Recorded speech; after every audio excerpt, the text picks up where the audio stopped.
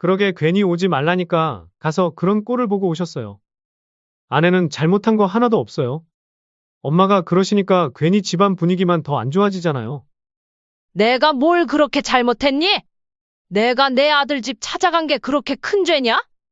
시어머니가 온 것 뻔히 다 알면서 없는 청분 안 열어주는 건 무슨 신보야? 엄마, 이제 결혼한 자식 집에 왜 오시려고 해요? 제발 선 좀 지켜주세요.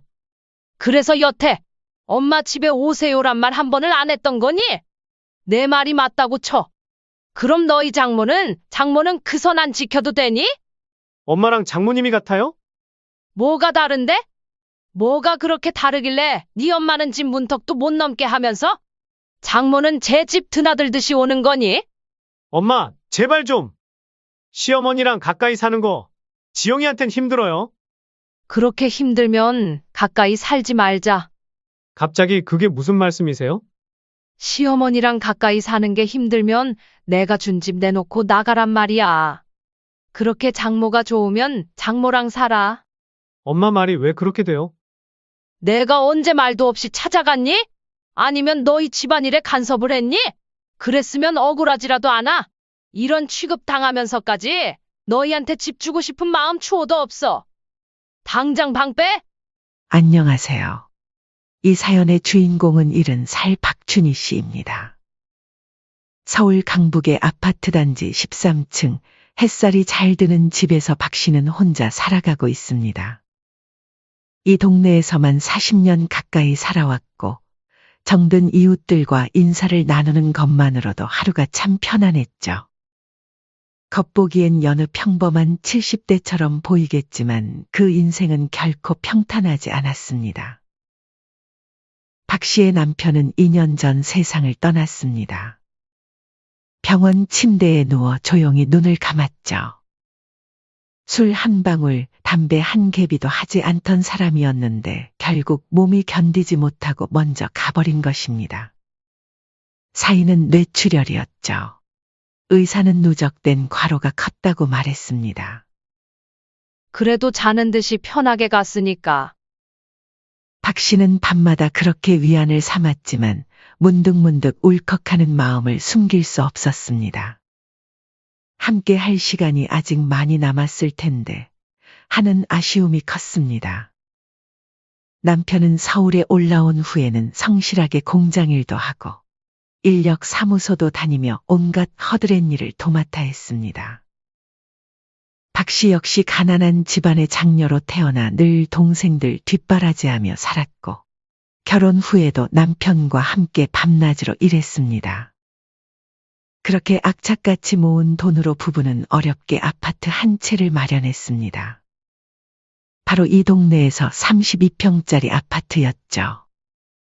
이 집은 나중에 우리 아들 세워줄 거야. 결혼하면 바로 들어가서 살게 해야지. 그 말은 박 씨와 남편이 수없이 되뇌던 말이었습니다. 하나뿐인 아들, 세호는 박 씨 부부의 전부였습니다. 눈에 넣어도 아프지 않을 만큼 귀했고 그래서 더 좋은 것을 물려주고 싶었습니다. 하지만 문제는 아들 세호가 마흔을 바라보도록 결혼 생각이 없다는 점이었습니다. 사람 보는 눈이 높았던 아들은 소개팅을 해줘도 마음에 안 든다며 고개를 저었고 결국 박 씨는 어느 순간부터는 얘는 그냥 혼자 사나 보다 하고 마음을 내려놓게 되었습니다. 그러던 어느 날 아들이 대뜸 여자친구를 데리고 들어왔습니다. 여자친구인 지영이는 처음 보는 얼굴이었지만 마치 텔레비전에서 튀어나온 것처럼 세련된 외모를 지니고 있었습니다. 말도 조곤조곤 잘했고 첫인상은 나쁘지 않았습니다. 어머니, 처음 뵙겠습니다. 저는 김지영이라고 해요. 세호 오빠한테 말씀 많이 들었어요. 지영이는 박 씨의 손을 꼭 잡으며 인사했습니다. 그 모습이 참 예뻐 보였죠. 하지만 딱 하나 마음에 걸리는 점이 있었습니다. 처음엔 미처 느끼지 못했지만 몇 번 더 만나다 보니 지영이는 시댁이라는 존재 자체에 대해 불편함을 숨기지 않았습니다. 저는 결혼하면 남남처럼 선을 긋고 사는 게 좋다고 생각해요. 가족이라도 너무 얽히는 건 서로에게 안 좋잖아요. 박 씨는 그 말들이 괜히 마음에 남았습니다. 요즘 애들 다 저런 건가? 아니면 내가 괜히 예민한 건가? 한 번은 박 씨가 조심스레 물었습니다. 세호야, 지영이가 좀 시댁에 대해 거리를 두는 것 같은데 괜찮겠니? 엄마, 지영이 그런 애 아니에요. 그냥 좀 솔직한 성격이라 그래요. 엄마랑도 잘 지낼 거예요. 걱정 마세요. 아들은 이미 지영이에게 푹 빠져 있었습니다.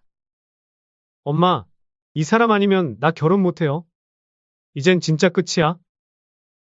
박 씨는 그 말에 마음을 접었습니다.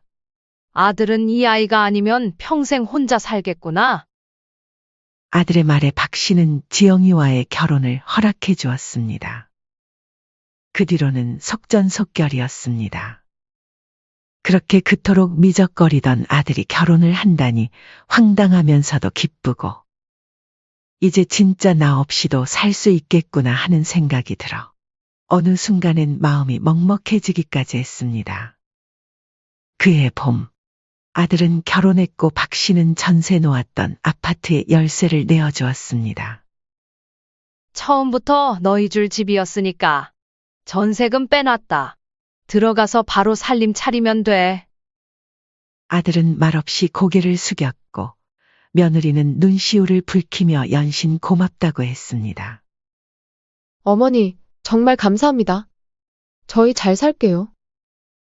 며느리의 목소리에는 진심이 묻어있는 듯 했습니다. 박 씨는 그 모습에 안심했습니다. 남편도 아들도 떠난 집은 조용했고 박 씨는 또다시 혼자가 되었죠. 마음 한편이 시원하면서도 또 한편으로는 뻥 뚫린 듯 허전했습니다. 그래도 아들도 드디어 결혼했고 이제 걱정은 없겠다. 박 씨는 그렇게 스스로를 다독였고 한결 평온한 나날이 이어질 줄로만 알았습니다. 하지만 그건 박 씨의 착각이었습니다. 결혼 후 아들 부부는 박준희 씨가 물려준 32평 아파트에서 신혼생활을 시작했습니다. 같은 단지에 살고 있었지만 박 씨는 이상하게 아들 내외와 더 멀어진 느낌을 받았습니다. 같은 단지에서 산이 우연히 마주치는 일도 잦았죠. 며느리는 같은 아파트 단지에서 몇 번이나 마주쳐도 박 씨를 못 본 척 지나쳤습니다. 보긴 본 것 같은데 못 본 척한 걸까? 에이, 설마 내 기분 탓이겠지. 처음엔 바쁜가 보다 하고 넘겼지만 3번, 4번 반복되자 이상한 기분이 들었습니다. 박 씨가 일부러 며느리의 이름을 불렀을 때에야 그제야 돌아서며 어머, 못 봤어요 하고 웃어 넘겼죠. 그 웃음 속에서 박 씨는 뭔가 꺼림칙한 감정을 떨칠 수 없었습니다. 설마 일부러 그러는 건 아닐 거야. 박 씨는 자신의 생각을 털어내려 애썼습니다. 한 번은 박 씨가 아들과 며느리에게 새로 생긴 식당에서 밥이나 함께 먹자고 제안했습니다. 요 앞에 새로 생긴 삼겹살 집이 괜찮더라. 셋이 같이 저녁 먹자. 하지만 며느리는 요즘 너무 바빠서요 다음에 먹어요라며 거절했고 그날 밤 아들이 박 씨에게 따로 전화를 걸어 말했습니다. 엄마, 아무리 시어머니라도 며느리한테 적당한 선은 좀 지켜주셨으면 좋겠어요. 그 말에 박 씨는 아무 말도 할 수 없었습니다. 그저 함께 식사 한번 하자고 말한 것이 며느리에겐 선을 넘는 일이 될 줄은 몰랐습니다. 박 씨는 이해하기 힘들었습니다. 며느리의 눈치를 살피지 않은 적도 없었고 아들 부부의 생활에 간섭한 적도 없었는데 말이죠. 오히려 며느리가 편하게 지내도록 배려해왔다고 생각했습니다. 내가 뭘 잘못한 거니? 혼란스러운 마음의 아들에게 조심스럽게 털어놓자 아들은 며느리의 편을 들며 말했습니다. 엄마, 앞으로 볼 일 있으면 나한테만 말해. 지영이한테 직접 연락하지 말고 불편해. 나도 지영이도 결혼해서 독립했으니까 엄마도 지켜줄 건 지켜줘야지. 그날 밤 박 씨는 거실에 불도 켜지 않은 채 소파에 앉은 채 고민에 빠졌습니다. 시어머니라서 불편할 수 있지. 내가 괜히 가까이 지내려 한 건가? 그렇게 스스로를 탓하며 이제는 기대하지 않기로 마음을 다잡았습니다. 그래, 억지로 친해지려 하지 말자. 박 씨는 그렇게 스스로를 다독였지만 여전히 마음 한켠이 무거웠습니다.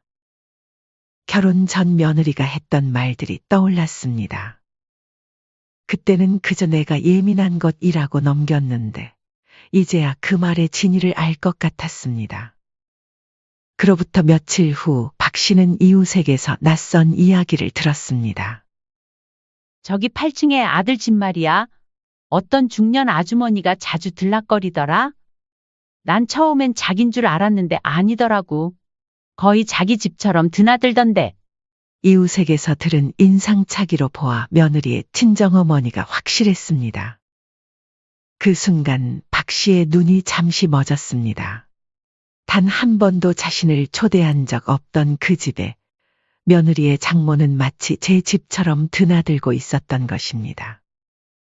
배신감과 부러움이 뒤섞인 감정이 밀려왔습니다. 그동안 자신은 아들과 며느리에게 선 넘지 말라는 말까지 들었는데 장모는 해당되지 않았던 것입니다. 시댁에만 그렇게 선을 그었던 거구나. 아무리 좋은 관계를 맺으려 해도 시어머니라는 이유만으로 선을 긋고 반면 친정어머니는 언제든 환영받는 존재였죠. 그러던 중 며느리의 임신 소식이 들려왔습니다. 서운함과 별개로 박 씨는 진심으로 축하했습니다. 손주가 생긴다는 건 또 다른 기쁨이었습니다. 박 씨는 기쁜 마음에 축하 인사를 전하고 싶었습니다. 그러나 아들로부터 단호한 말이 돌아왔습니다. 지금 장모님 와 계셔. 엄마는 다음에 오세요. 그래, 알겠다. 다음에 가마. 그 말 한마디에 박 씨는 말없이 돌아설 수밖에 없었습니다. 결국 아들은 다시 연락하지 않았고 박 씨는 손주의 첫 초음파 사진조차 보지 못했습니다. 손주가 태어난 후에도 상황은 다르지 않았습니다. 아들과 며느리는 종종 아이를 맡기러 왔지만 꼭 박 씨의 집에서만 봐야 했습니다. 그마저도 감사 인사 한마디 없이 몇 시간 뒤에 데리러 올게요 하고 바삐 떠나기 일쑤였습니다. 그날도 그랬습니다. 오늘 좀 급한 일이 있어서요. 어머님, 잠깐만 도와주세요. 박 씨는 흔쾌히 손주를 받아들였지만 며느리의 퉁명스러운 말이 마음에 남았습니다. 근데, 지영아, 무슨 일로 맡기려고? 제 사생활이니까 너무 간섭하지 말아주세요. 그저 뭐하러 가냐는 가벼운 질문이었는데 박 씨는 면박을 당한 기분이 들었습니다. 그저 일상적인 대화를 시도한 것뿐인데 그것조차 간섭으로 느껴지는 며느리의 태도가 이해되지 않았습니다. 그래, 알았어. 어서 다녀와. 박 씨는 더 이상 묻지 않고 손주를 안아들었습니다. 손주를 봐주고 있던 중 박 씨는 복통으로 병원에 가야 하는 상황이 생겼습니다. 진료 마감까지 1시간이 채 남지 않았습니다. 급히 며느리에게 전화를 걸었지만 연결은 되지 않았습니다. 혹시 집에 있는 건 아닐까? 아픈 몸을 이끌고 박 씨는 엘리베이터를 타고 8층으로 향했습니다. 초인종을 여러 번 누른 끝에야 문이 열렸고 며느리는 피곤한 얼굴로 말했습니다. 어머님, 말도 없이 저희 집 찾아오시면 어떡해요? 근데 무슨 일이세요? 그 뒤로 장모가 거실에서 슬리퍼를 끌며 나오고 있었습니다. 그게 배가 아파서 병원에 다녀와야 하는데 너가 전화를 안 받았잖아. 아, 어머님, 죄송해요. 연락 못 봤어요. 애는 저 주세요. 그럼 병원 잘 다녀오세요. 며느리는 박 씨가 안고 있던 손주를 무심히 받아들었고 박 씨의 안부도 묻지 않은 채 그대로 문을 쾅 닫아버렸습니다.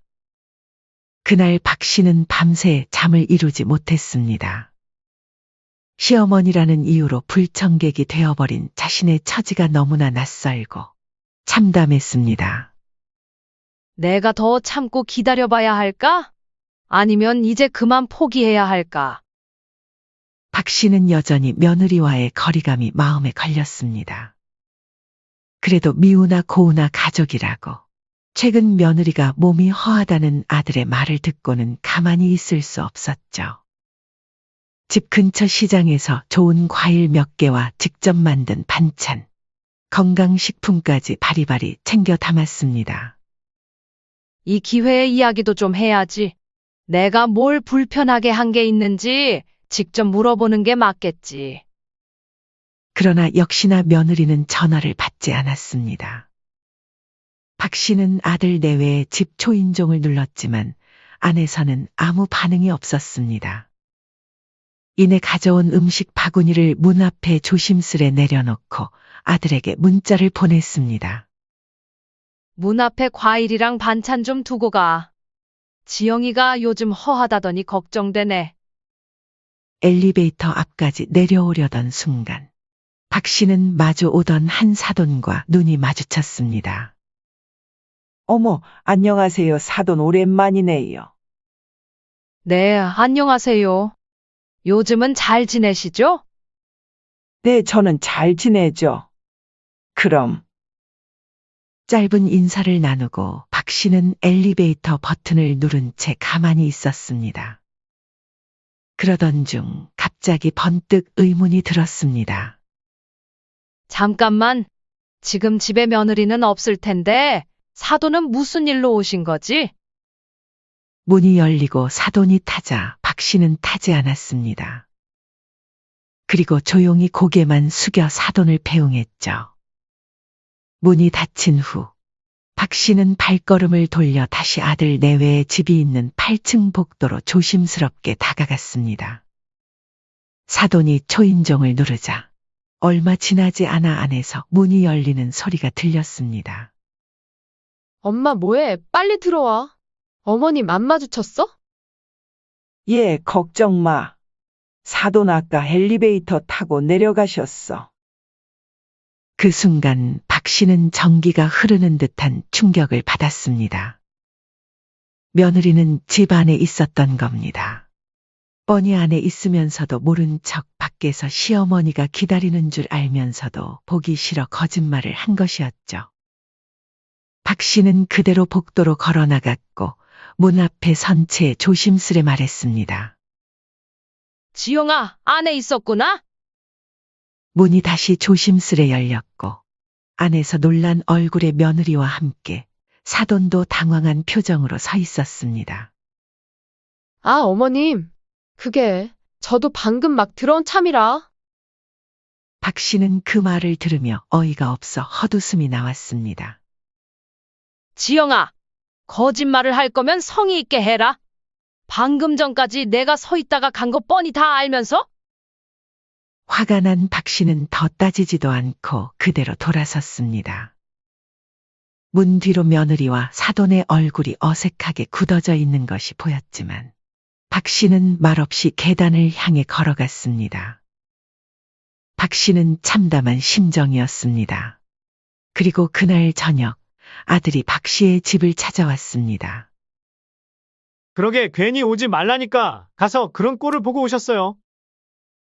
박 씨는 고개를 들었습니다. 아들의 표정엔 분노가 섞여 있었습니다. 아내가 뭐 잘못한 것도 없는데 엄마가 또 그러시니까 집안 분위기만 더 안 좋아지잖아요. 박 씨는 떨리는 목소리로 물었습니다. 내가 뭘 그렇게 잘못했니? 내가 내 아들 집 찾아간 게 그렇게 큰 죄냐? 엄마, 이제 결혼한 자식 집에 왜 자꾸 오시려고 해요? 제발 선 좀 지켜주세요. 그래서 여태 엄마 집에 오세요란 말 한 번을 안 했던 거니? 그래, 내 말이 맞다고 쳐. 그럼 너희 장모는 그 선 안 지켜도 되니? 아들은 한숨을 쉬며 말했습니다. 엄마랑 장모님이 같아요? 뭐가 다른데? 뭐가 그렇게 다르길래 네 엄마는 집 문턱도 못 넘게 하면서 장모는 제 집 드나들듯이 오는 거니? 엄마, 제발 좀. 시어머니랑 가까이 사는 거 지영이한텐 힘들어요. 어떻게 힘든데? 내가 며느리에게 한 번이라도 심하게 대했니? 너희 집안일에 간섭을 했니? 며느리 흉을 봤니? 박 씨는 더는 참을 수 없었습니다. 그동안 쌓아둔 서운함이 한꺼번에 터져나왔습니다. 엄마, 그런 거 아니에요. 아들은 말을 잇지 못했습니다. 그 모습을 보며 박 씨는 담담히 말을 이었습니다. 그렇게 힘들면 가까이 살지 말자. 갑자기 그게 무슨 말씀이세요? 시어머니랑 가까이 사는 게 힘들면 내가 준 집 내놓고 나가란 말이야. 그렇게 장모가 좋으면 장모랑 살아. 엄마 말이 왜 그렇게 돼요? 내가 언제 말도 없이 찾아갔니? 억지로 불러들인 적이라도 있니? 그랬으면 억울하지라도 않아. 이런 취급 당하면서까지 너희한테 집 주고 싶은 마음 추호도 없어. 당장 방 빼. 박 씨는 더 이상 흔들리지 않았습니다. 단호했고 목소리는 낮았지만 단단했습니다. 아들은 눈이 동그래져 어머니의 손을 붙잡았습니다. 엄마, 미안해요. 제가 지영이랑 이야기해서 잘 해결해 볼게요. 하지만 박 씨는 고개를 저었습니다. 됐어. 백날 말해봐야 너희한테 내 진심은 안 통해. 이젠 정말 끝이야. 엄마, 제발요. 지금 어디로 가겠어요? 저희가 이제 와서 집을 구할 수도 없고.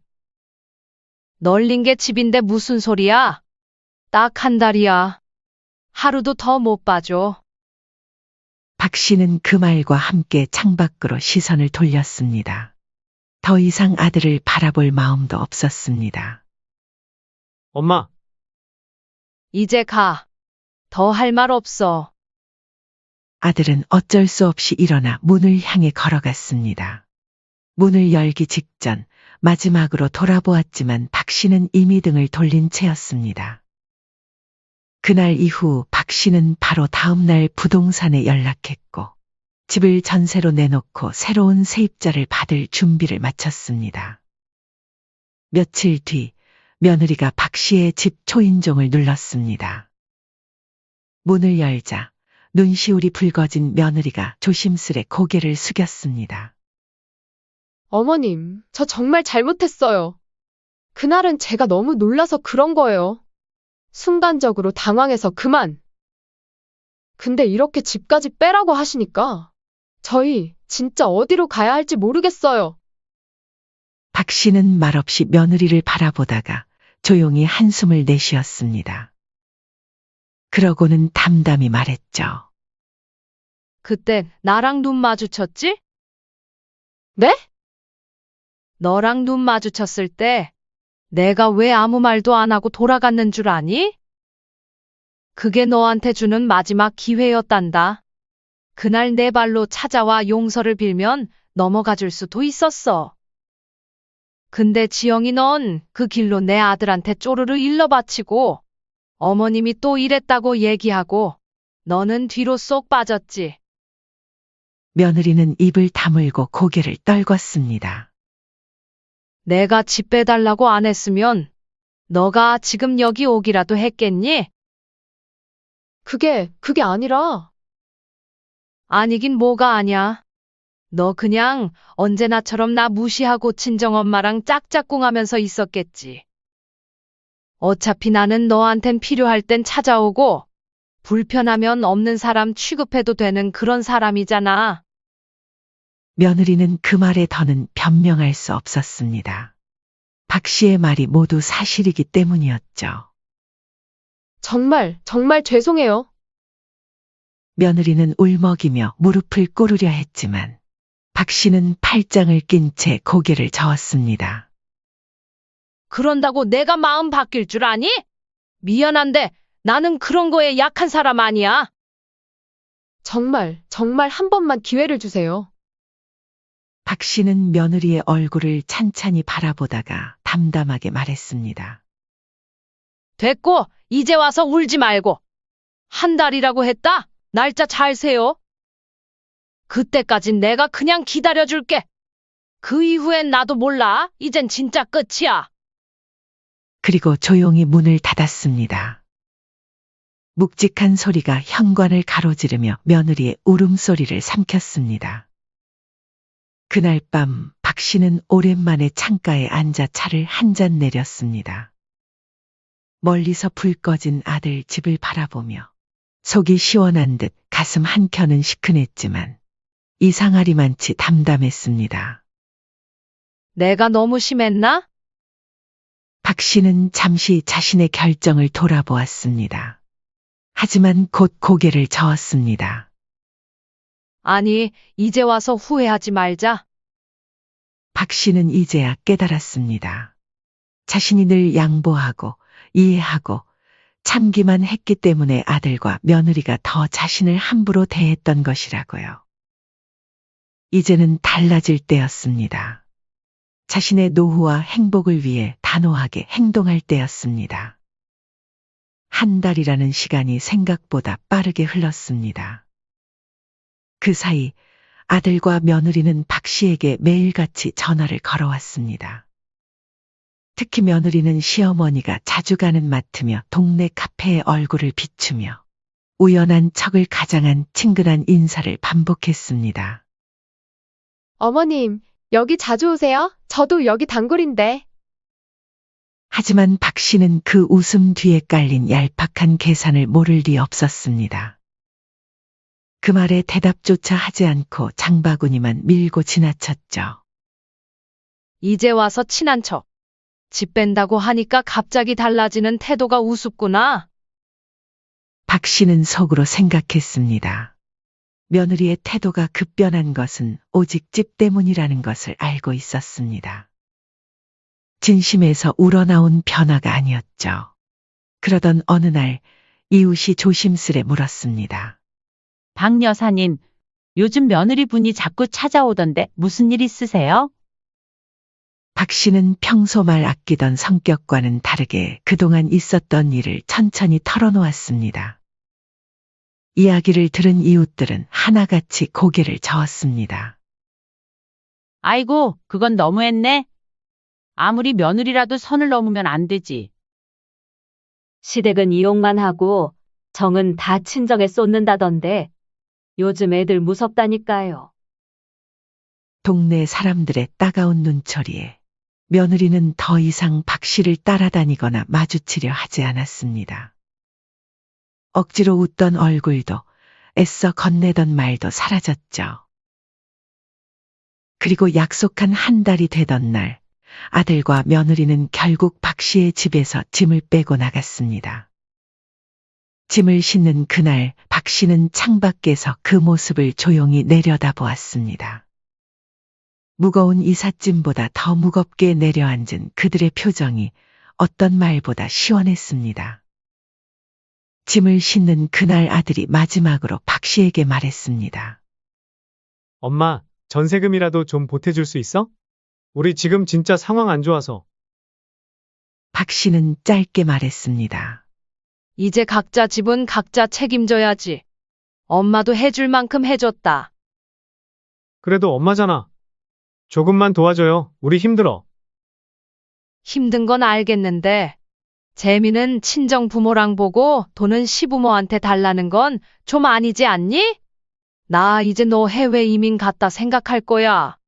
그리고 남은 인생은 하고 싶은 거 하고, 먹고 싶은 거 먹고, 내 돈 펑펑 쓰면서 살 거다.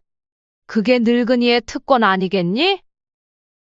아들은 그 말에 더는 말을 잇지 못했고 옆에서 짐을 나르던 며느리의 표정은 싸늘히 굳었습니다. 그렇게 두 사람은 서울의 비싼 집값을 감당하지 못하고 경기도 외곽의 낡고 오래된 전셋집으로 이사를 갔습니다. 지하철역도 멀고 살기 불편한 동네였죠. 그곳에서 며느리는 시부모 흉을 볼 상대조차 없이 속을 끓였고 아들은 직장까지 왕복 2시간의 출퇴근에 지쳐갔습니다. 며느리는 이러한 상황을 자신이 만들었다는 것을 인정할 수밖에 없었습니다. 시어머니를 무시하고 친정만 챙기던 행동이 결국 이런 결과를 낳았다는 것을요. 하지만 이제 와서 후회해도 소용없었습니다. 한편 박 씨는 조용히 8층 집안을 둘러보았습니다. 이젠 그들이 썼던 흔적조차 지워지고 온전히 자신의 공간이 된 집이었습니다. 잠시 후 부동산과 새로운 세입자 계약도 마쳤습니다. 그 수입만으로도 박 씨는 안정된 노후를 누릴 수 있게 되었습니다. 한 달, 2달, 시간이 흐르자 박 씨의 인상은 눈에 띄게 달라졌습니다. 마음고생으로 야위었던 얼굴엔 다시 생기가 돌았고, 헤어졌던 동창들과도 연락을 시작해 함께 여행도 다니기 시작했습니다. 그동안 박 씨는 자신의 삶을 살아본 적이 없었습니다. 늘 아들 결혼하고는 며느리의 눈치를 보며 그들의 필요에 맞춰 살았을 뿐이었죠. 하지만 이제는 달랐습니다. 온전히 자신만을 위한 시간을 보낼 수 있게 되었습니다. 이웃들은 진짜 속 시원하게 잘하셨어요. 하며 박 씨를 할 말은 하는 멋진 시어머니로 보기 시작했습니다. 오히려 다른 집 시어머니들이 박 씨에게 조언을 구하러 오는 일도 생겼습니다. 그러던 어느 날 아들과 며느리가 조심스레 박 씨의 집을 찾았습니다. 둘은 작은 선물 상자를 들고 문 앞에 서 있었습니다. 어머니, 잘 지내셨어요? 이건 작지만 사죄의 마음이에요. 제발 받아주세요. 박 씨는 잠시 그들의 얼굴을 바라보다 문턱을 넘어오려는 손을 막아 세웠습니다. 믿음은 한번 깨지면 다시는 안 붙는 거야. 난 잘 살고 있으니까 너희도 잘 살아.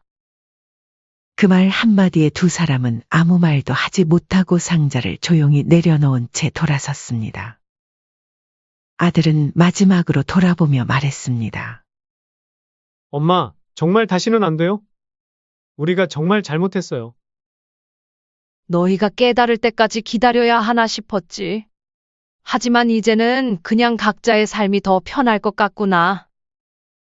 박 씨는 미소를 지으며 문을 닫았습니다. 이제는 미움도 원망도 없었습니다. 그저 자신의 삶에 충실하고자 하는 마음뿐이었습니다. 박 씨는 문을 닫고 다시 거실로 돌아왔습니다. 그날따라 거실 창으로 들어오는 햇살이 유독 따뜻했습니다. 창가에 앉아 차를 마시며 박 씨는 혼잣말을 했습니다. 사람은 언젠가 혼자가 되고 자식들도 다 멀어져 가기 살아가게 마련이야. 나도 이제 나를 위해 살 거야. 누구의 시어머니도 누구의 어머니도 아닌 그냥 박춘희로. 그녀의 인생 2막은 비로소 지금부터였습니다. 다음 주 박 씨는 동창회에서 만난 친구들과 제주도 여행을 떠날 예정이었습니다. 또 다른 친구는 함께 노래교실도 다니자고 제안했죠. 그렇게 박 씨의 일상은 조금씩 새로운 기쁨으로 채워져 갔습니다. 인생은 참 묘한 거야. 내가 이른이 되어서야 진짜 나를 찾게 될 줄은 몰랐지. 박 씨는 창문을 열고 바깥에 신선한 공기를 들이마셨습니다. 봄바람이 얼굴을 스치며 지나갔고 그 느낌이 참 좋았습니다.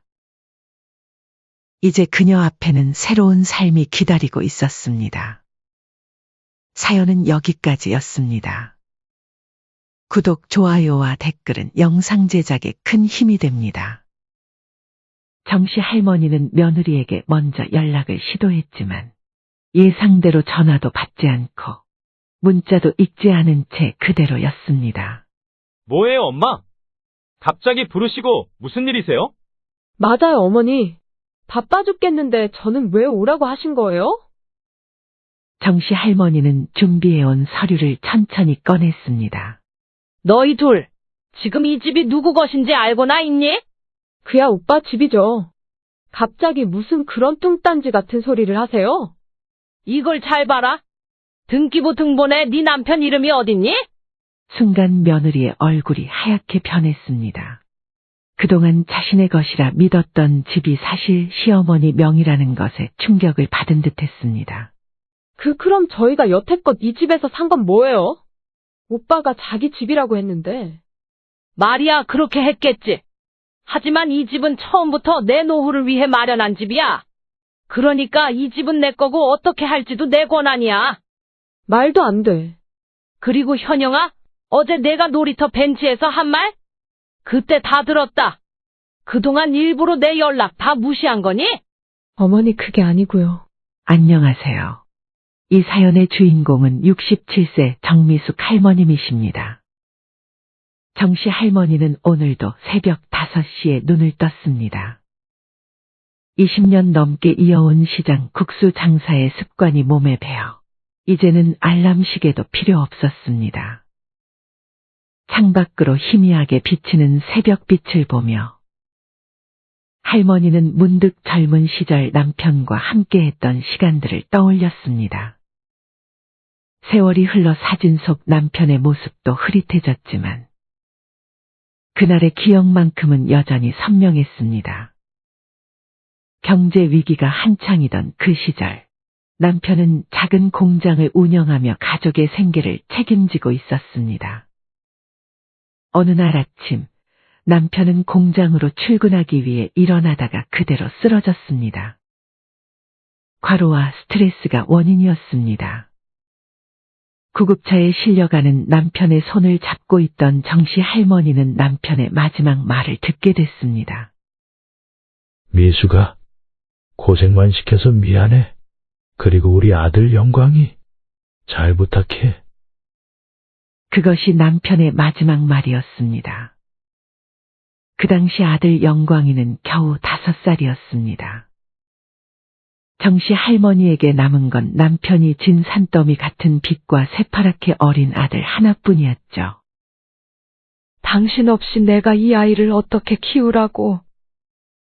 장례를 치르고 돌아온 그날 밤, 정씨 할머니는 잠든 아들의 얼굴을 물끄러미 바라보았습니다. 눈물이 마를 새도 없었지만 그녀는 마음을 다잡았습니다. 못할 게 뭐 있겠어.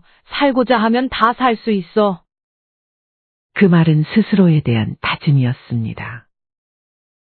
다음 날부터 정씨 할머니는 새벽부터 밤늦게까지 일했습니다. 시장에서 남은 채소를 사다가 다듬어 팔고 남의 집 빨래와 청소를 도맡았습니다. 한 번도 해본 적 없는 식당 설거지까지 손이 닿는 모든 일을 했습니다. 공장 사모님으로 살았던 그녀에게 이런 고된 노동은 처음이었습니다. 밤이면 온몸이 쑤셨고 손바닥은 갈라지고 트였습니다. 하지만 정씨 할머니는 한숨 한 번 내쉬지 않았습니다. 남편의 빚을 갚고 아들을 키우기 위해서는 이를 악물고 버텨야 했기 때문입니다. 그렇게 시간이 흘러 아들 영광이는 자랐습니다. 공부는 그리 잘하지 못했고 덤벙대는 성격의 실수도 잦았지만 착하고 정 많은 아이였습니다. 친구들이 어려움에 처하면 발 뻗고 나서서 도와주었고 어머니가 시키는 심부름을 한 번도 거절한 적이 없었습니다. 그래도 우리 영광이 마음 하나는 참 예쁘구나. 정씨 할머니는 그런 아들이 안쓰럽고 애틋했습니다. 남들처럼 똑똑하진 않아도 순수한 마음만큼은 누구보다 예뻤기 때문입니다. 가끔은 아들이 지 아버지를 닮아 너무 유순해서 걱정이 되기도 했습니다. 이후에 10년이 넘는 시간 동안 정씨 할머니는 국수 장사로 한 푼, 2푼 모았습니다. 할머니, 이 국수는 정말 어머니 손맛이 그대로네요. 아이고, 과찬이세요. 그저 정성껏 만든 것뿐인데. 처음에는 시장 좌판에서 시작했지만 정갈하고 정성스러운 국수 맛이 입소문을 타면서 단골이 늘었습니다. 그 덕에 마침내 동네의 작은 가게도 낼 수 있게 되었죠. 아이고, 이게 꿈이야. 생시야, 이런 날도 오는구나. 허름하지만 자신만의 가게를 갖게 된 그날, 정씨 할머니는 밤늦게까지 가게를 닫고 또 닦았습니다. 그리고 남편의 사진을 가게 한켠에 걸면서 눈시울이 붉어지곤 하셨죠. 그렇게 남편의 빚을 모두 갚았을 때, 정씨 할머니는 처음으로 한숨을 돌렸습니다. 이제는 매달 저축도 할 수 있었고, 아들의 대학 등록금도 걱정하지 않아도 됐습니다. 한편 아들 영광이는 세수 끝에 수도권의 한 대학에 겨우 합격했고, 졸업 후에는 작은 중소기업에 취직했습니다.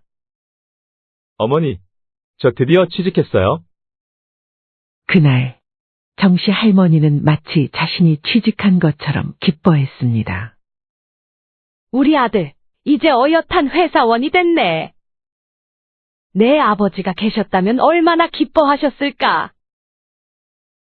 하지만 평화로운 날들도 잠시, 아들은 사회생활을 시작한 지 얼마 지나지 않아 충격적인 소식을 들고 왔습니다. 엄마, 저 결혼해야 할 것 같아요. 정씨 할머니는 손에 들고 있던 국수를 내려놓으며 아들을 바라보았다. 뭐라고? 결혼이라니? 갑자기 그게 무슨 말이니? 처음에는 단순히 결혼하고 싶다는 뜻으로 받아들였지만, 곧이어 아들의 이야기에 정씨 할머니는 심장이 철렁 내려앉았습니다. 교제한 지 3개월 밖에 되지 않은 여자친구가 임신을 했다는 것이었습니다. 상대 여자는 24살에 같은 대학 후배로 갓 졸업했지만 아직 취직도 하지 못한 상태였습니다. 아들 역시 27으로 어린 나이였습니다. 그날 저녁, 정씨 할머니는 한동안 말을 잇지 못했습니다. 너희는 도대체 뭐가 준비됐다고 결혼을 한다는 거야? 살 집은 있니? 돈은? 여자의 부모님은 뭐라 하시는데? 친정에선 우리끼리 알아서 하라고 하시는데, 엄마가 좀 도와주시면 안 될까요? 저 정말 잘 살 자신 있어요. 이제 겨우 한숨 돌리나 했는데 또다시 험난한 길이 예고되는 것만 같았습니다. 하지만 뱃속의 소중한 생명을 외면할 수는 없었습니다. 어휴, 애가 생겼으니 결혼은 해야지.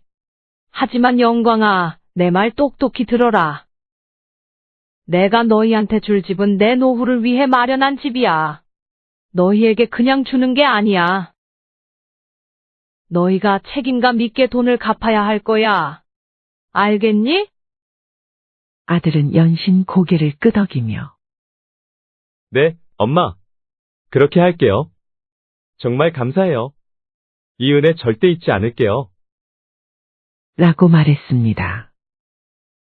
결혼식 준비에 정씨 할머니는 어린 아들 부부를 위해 혼수와 가전제품까지 모두 부담했습니다. 며느리의 집안도 형편이 넉넉지 않았기에 친정에서는 큰 도움을 줄 수 있는 상황은 아니었습니다. 정씨 할머니는 아들의 걱정스러운 새로운 출발을 지켜보며 부디 아들과 며느리가 가정을 잘 꾸려나가기를 뒤에서 응원했습니다. 결혼 초기 24살의 어린 나이에 시집온 며느리는 서툴고 미숙했습니다. 정씨 할머니는 그런 며느리를 보며 한숨을 내쉬곤 했습니다. 요즘 애들은 다들 그런 거지 뭐. 나도 한때는 어렸으니까. 첫 아이를 낳고 육아에 서툴러 하는 며느리를 위해 정씨 할머니는 밤낮으로 도움을 주었습니다. 기저귀 갈기부터 젖병 소독까지 뿐만 아니라 출산한 어린 며느리까지 챙겼습니다. 정씨 할머니가 사실상 2명을 육아를 했다 해도 과언이 아닐 정도였죠. 다행히 며느리는 정씨 할머니를 친어머니처럼 따랐습니다. 어머니, 정말 감사해요. 저 어머니가 안 계셨으면 어쩔 뻔했어요. 그래. 너도 어린 나이에 시집와서 고생이 참 많구나. 하지만 몇 년의 시간이 흐르고 며느리의 태도는 달라지기 시작했습니다. 처음에는 작은 변화였습니다. 할머니가 건네는 말에 대답이 짧아지고 눈을 마주치는 일도 줄어들었습니다. 그러다 점차 육아와 집안일을 전적으로 할머니에게 맡기기 시작했죠. 어머니, 오늘은 제가 친구들과 약속이 있어서. 애 좀 봐주실 수 있으세요? 어머님, 이번 주도 부탁드려요. 저도 이제 일 다니잖아요. 아침마다 어김없이 어린 손주를 데려오는 게 일상이 되었습니다. 어머니, 오늘도 부탁드려요. 예? 근데 요즘 너무 자주 오는 거 아니니?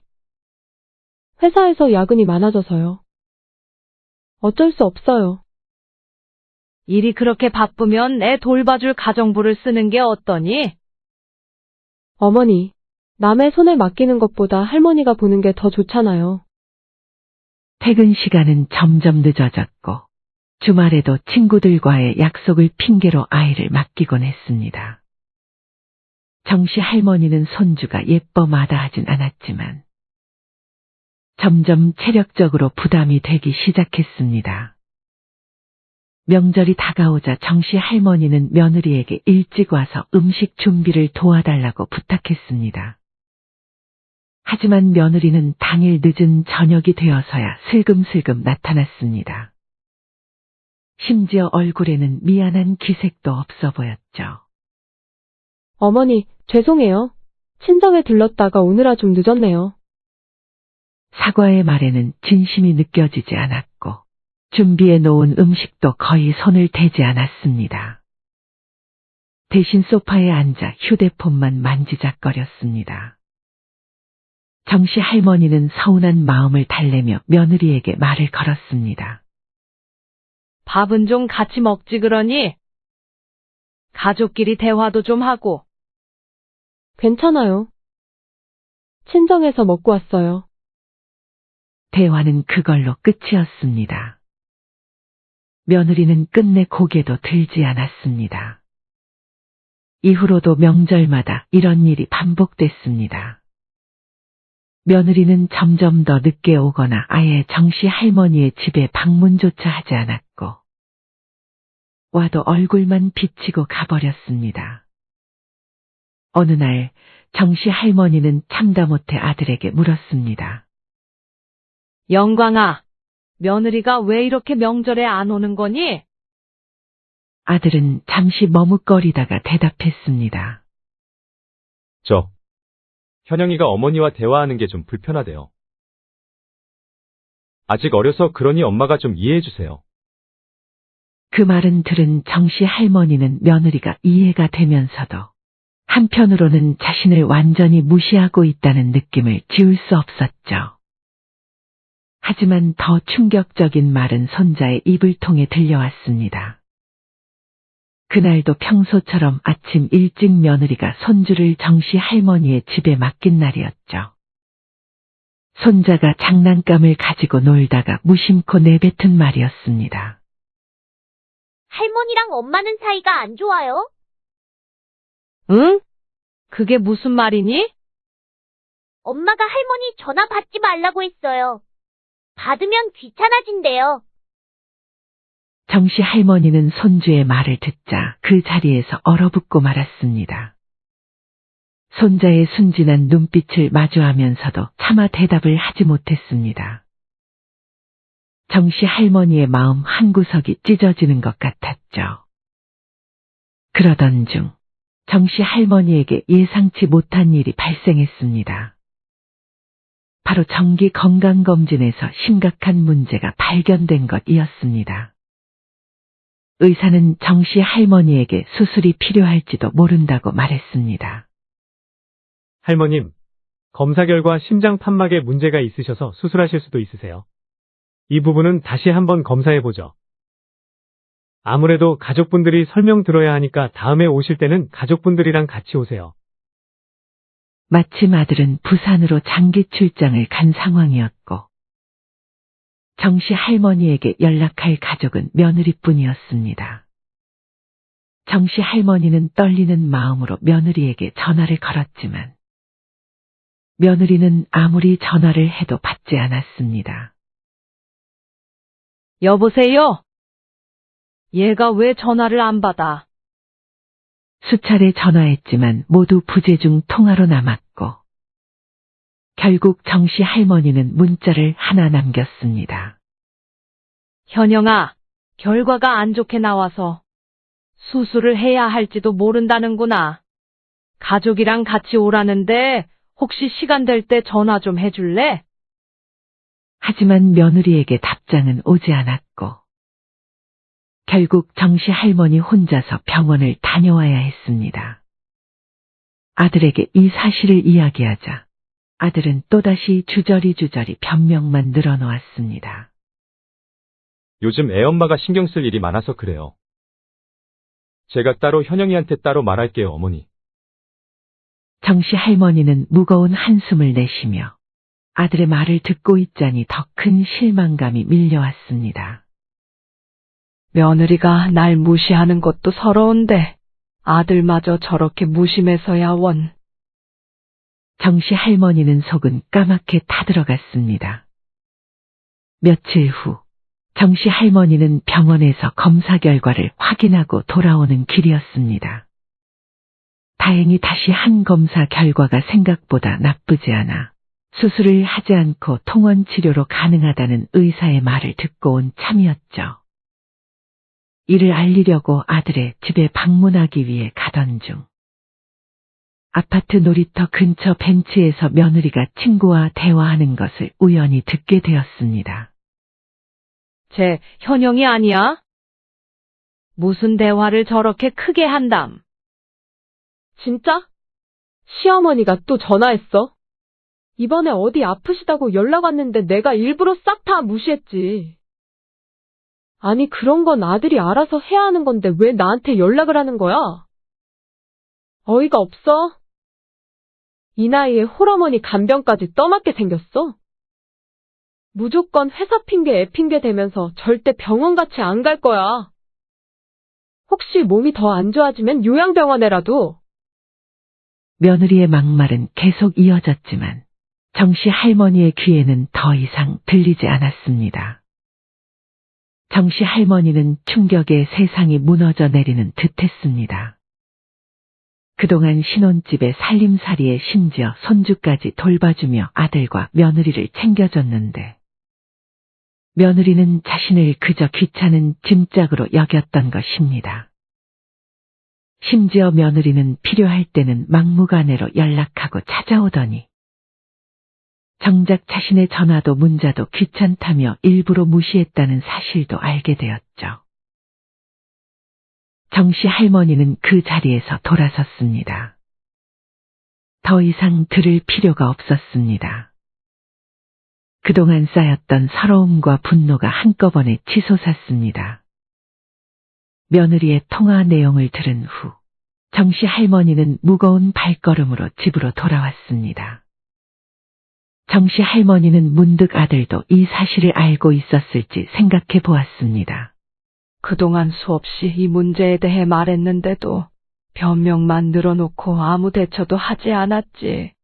아무래도 영광이도 알고 있었을 거야. 어차피 아들에게 이 사실을 이야기하더라도 아들은 분명 며느리의 편만 들며 어머니가 이해 좀 해달라거나 한 번만 참아달라고 할 게 뻔했습니다.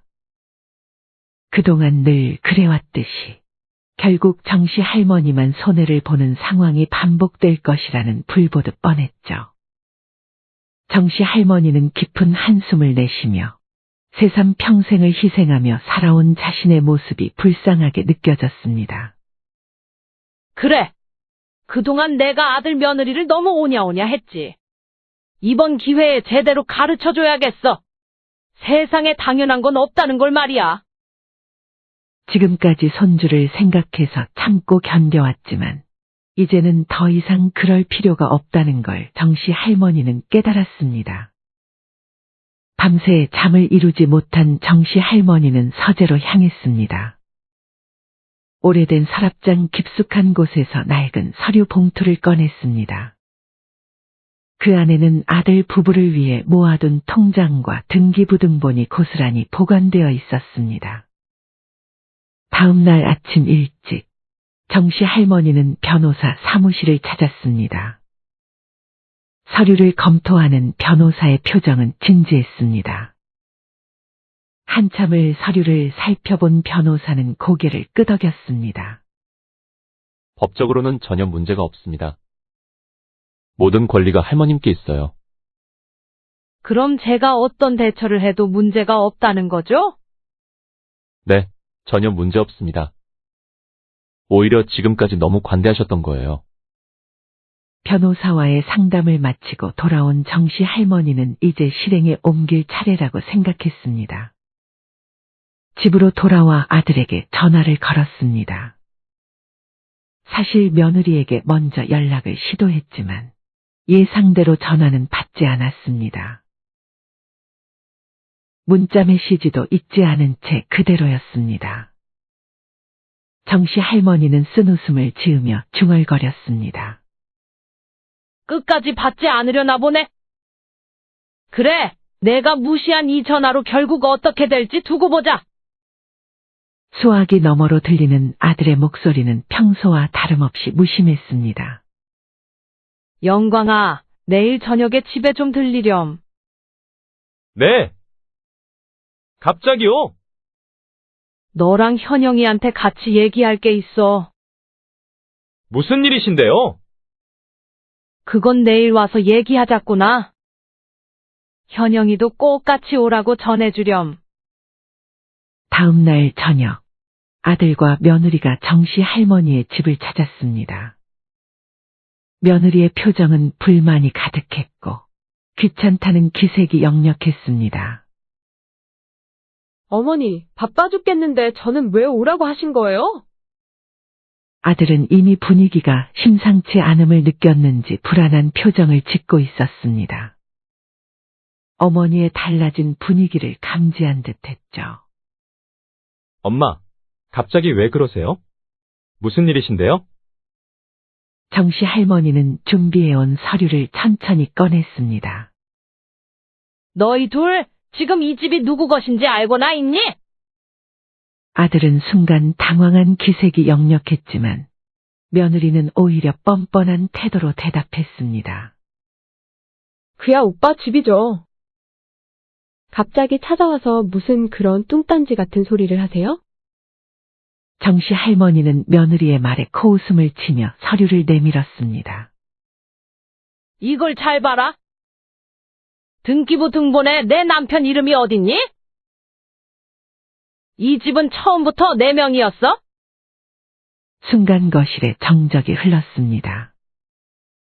며느리의 얼굴이 순식간에 굳어졌고 아들은 당황한 듯 어머니를 바라보았습니다. 이 집 내가 너희에게 임시로 빌려준 거야. 너희가 나중에 잘 자리 잡고 갚아가겠다고 약속했으니 믿었지. 그런데 지금까지 뭐 하나 갚은 게 있냐? 며느리의 얼굴이 하얗게 변했습니다. 그동안 자신의 것이라 믿었던 집이 시어머니 명의라는 사실에 충격을 받은 듯했습니다. 그럼 저희가 여태껏 이 집에서 산 건 뭐예요? 오빠가 자기 집이라고 했단 말이에요. 정씨 할머니는 냉정한 목소리로 대답했습니다. 말이야, 그렇게 했겠지. 하지만 이 집은 처음부터 내 노후를 위해 마련한 집이야. 네? 뭐라고요? 며느리의 목소리가 떨렸습니다. 그리고 현영아, 어제 내가 놀이터 벤치에서 한 말? 그때 다 들었다. 정씨 할머니의 말에 며느리는 그동안의 뻔뻔한 태도는 온데간데 없이 사라지고 이제서야 사태의 심각성을 깨달은 듯 손을 덜덜 떨기 시작했습니다. 그 자리에서 다리에 힘이 풀린 며느리는 소파에 털썩 주저앉은 채 말했습니다.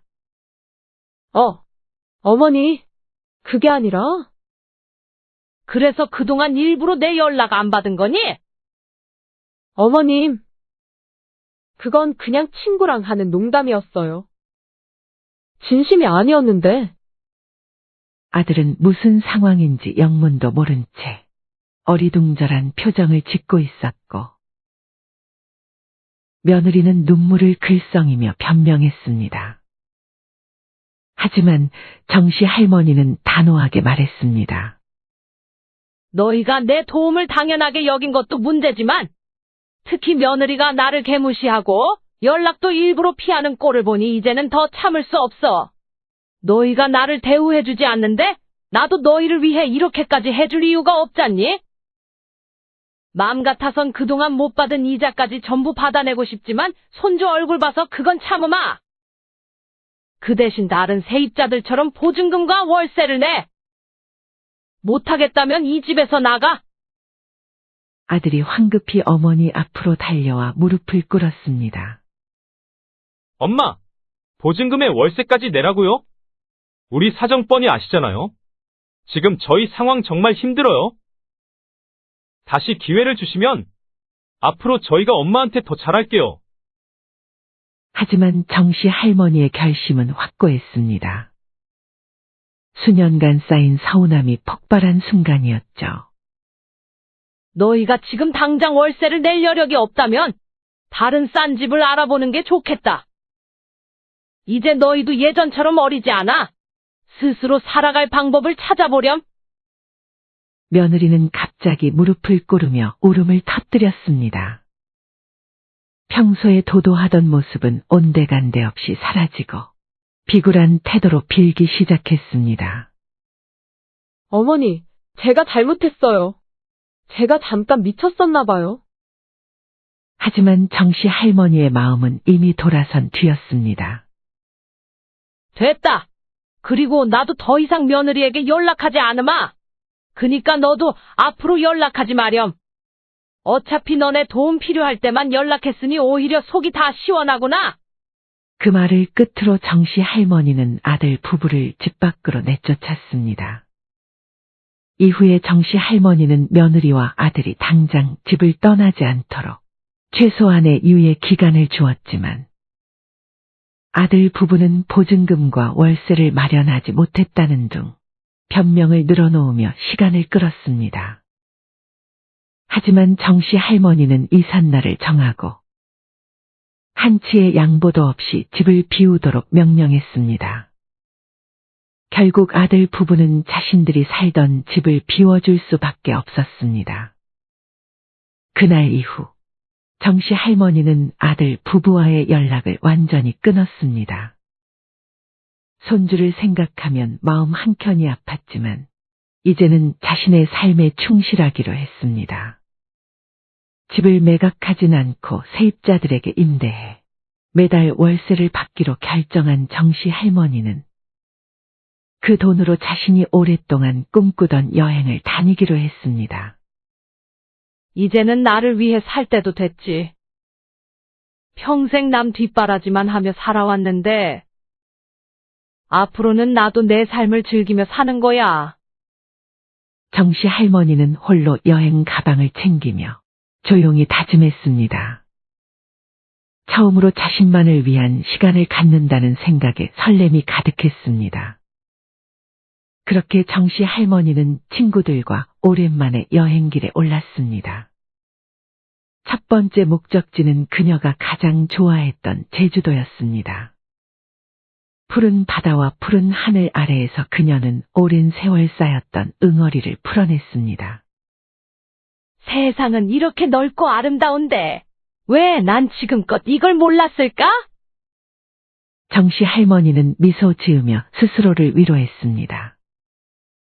제주도의 풍경은 정씨 할머니의 마음을 더욱 따뜻하게 만들었습니다. 시장에서 만난 친절한 사람들과의 대화, 작은 카페에서 마신 한 잔의 커피, 그리고 조용한 바닷가에서 들려오는 파도 소리까지. 내가 이렇게 맘 편히 쉴 수 있는 날이 오다니. 할머니는 사진을 찍으며 활짝 웃었습니다. 정씨 할머니는 여러 지역을 여행하며 평생 만나보지 못했던 풍경과 경험을 했습니다. 강릉의 바닷가, 전주의 한옥마을, 그리고 서울의 북적이는 거리까지. 모든 것이 새롭고 흥미로웠습니다.